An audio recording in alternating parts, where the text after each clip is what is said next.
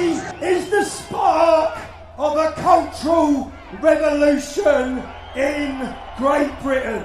They call themselves migrant hotel auditors, entering hotels providing accommodation to asylum seekers, harassing residents, employees and council staff. How long have you been in the UK?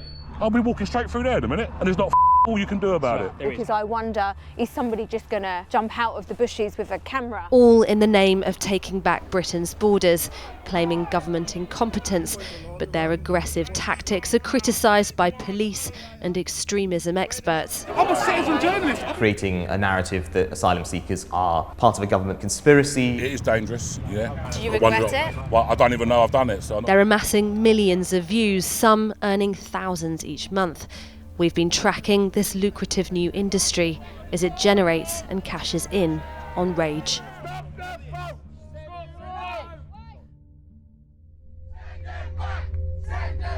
We risk becoming an island of strangers.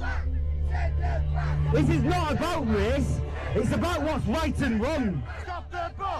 No young man from Iran who arrives by boat should be walking the streets of our country. This is Britain, and we live here. Refugees on a bus sheet. Today is the spark of a cultural revolution. Everyone over there, come over here. Everyone over there, come on over. In an outrage economy where clicks mean cash, the far-right EDL founder turned influencer Tommy Robinson struck gold. Now he's spreading the word with legions of digital disciples.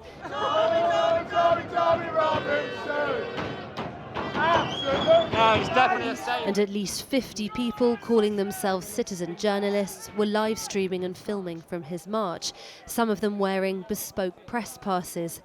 The increasingly angry debate over immigration offers limitless and lucrative content, with the cottage industry seeing people break into hotels, No way! blockade a council building, They ain't going nowhere. and even harassing children they mistake for asylum seekers. Quite a lot of them want to see where they're from. It's an August evening in Hertfordshire, and for more than a month now, crowds have been standing outside this hotel every Friday night. Since the sexual assault of a teenage girl by an asylum seeker 8 miles away in neighbouring Essex, protesters say they're concerned about the safety of women and girls. They want this hotel also housing asylum seekers, in this instance families and more than 100 children, shut down. And the counter-protesters gone. What starts peacefully ends in chaos and online. For some, this isn't just a protest, it's also become a business opportunity. I'm a citizen journalist. I've been standing over there, over here and over there. With some live streamers and content makers earning thousands each month. I'm just asking you to answer my question, mate. We've been at protests in Essex, Hertfordshire and London, where self-described citizen journalists say they offer an unedited alternative to the mainstream media. One of the most known among them calls himself AY Audits. Channel 4 News has identified him as Anthony Barnes. He's had nearly 30 million views now, and this, his most viewed live stream outside the Bell Hotel in Epping, has more than 800,000 views. He shows the crowd recognising a woman they say is a counter-protester. He narrates to his audience. Look how many police officers they've actually got around one person. Missiles coming in again.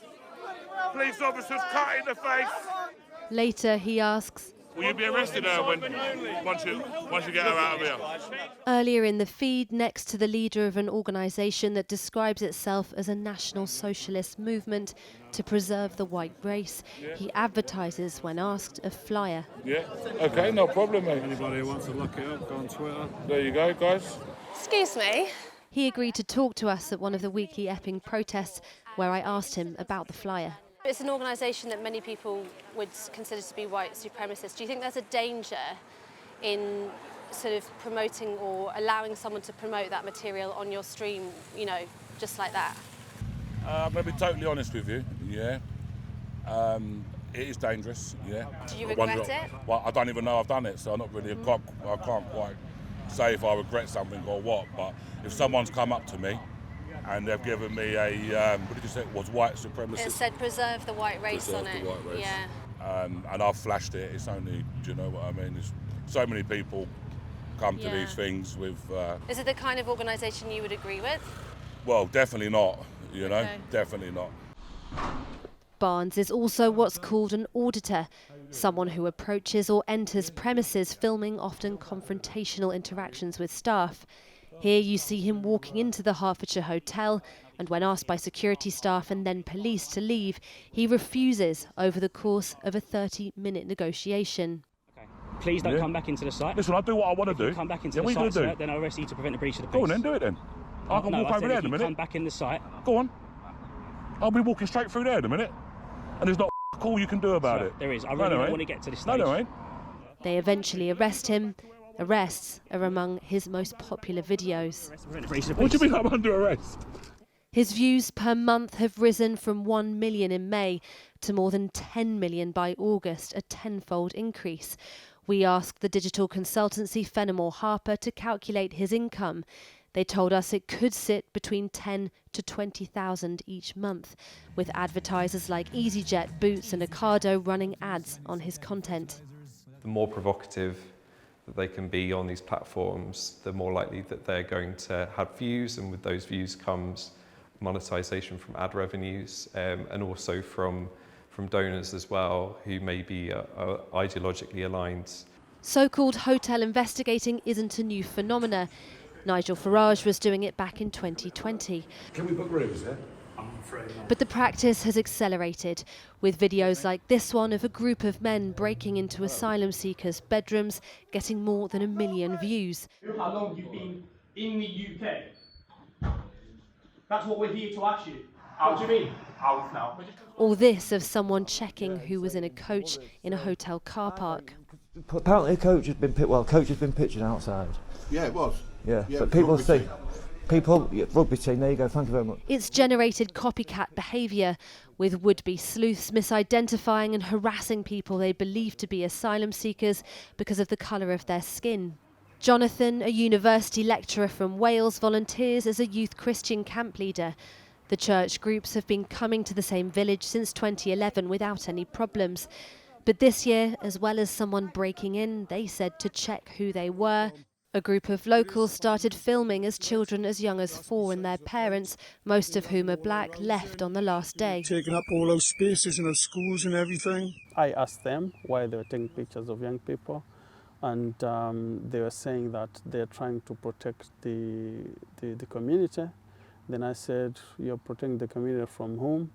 The answer was from immigrants. The footage then appeared on Facebook with comments underneath. Things like Islamifying our country, illegal immigrants, wanting to get benefits. What impact do you think this might have had on the children? They have seen their picture trending or circulating on social media. I stood by the gate and I saw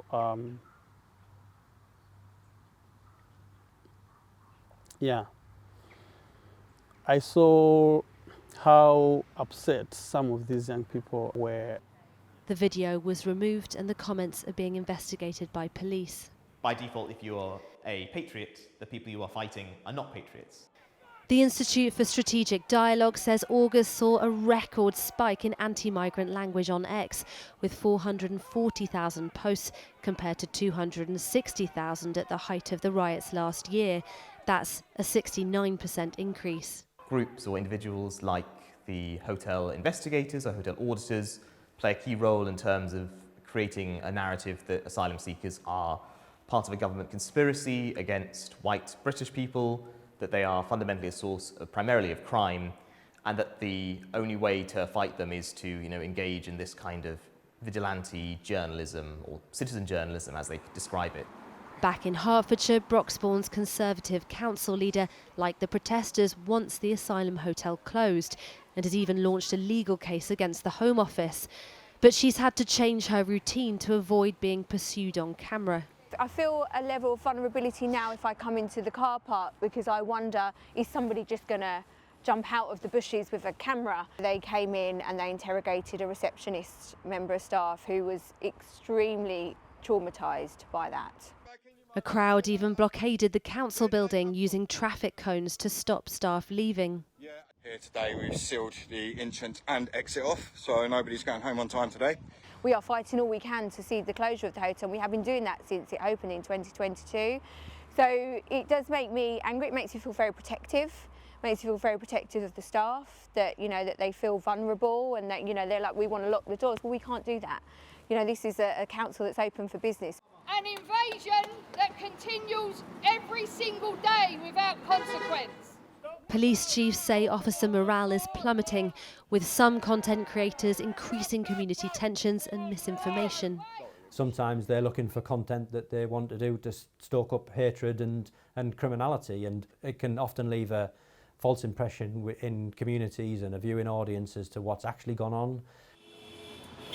There are growing fears that digital vigilantism could even lend fuel to offline violence. In July, 2 security staff at the Bell Hotel in Epping were hospitalised at a racially aggravated attack. In a world in which context and respect are readily sacrificed at the altar of impressions and views, from the parapet, a new brand of messenger is growing louder in both voice and audience. Amelia Jem with that exclusive report. Anthony Barnes did not respond to our request for a comment, but criticised the report in an online video that labelled it a smear campaign. Jackson Media, whose video was also featured, likewise did not respond to our request, but in an online video denied that he was a digital disciple of Tommy Robinson and criticised the reporting in strong terms. And we contacted the brands whose ads were identified running alongside this content on YouTube and asked if they were aware of it. EasyJet responded, saying it has strict criteria in place to ensure its ads don't run alongside content of this nature, that it was extremely disappointed and that it had addressed this with its advertising partners to remove the advert. Boots said it did not place the ad, but has instructed the relevant brand to remove it, and Ocado did not wish to comment. YouTube, owned by Google, told us they don't allow content that promotes hatred, including based on immigration status, but that Anthony Barnes's material did not violate its policies.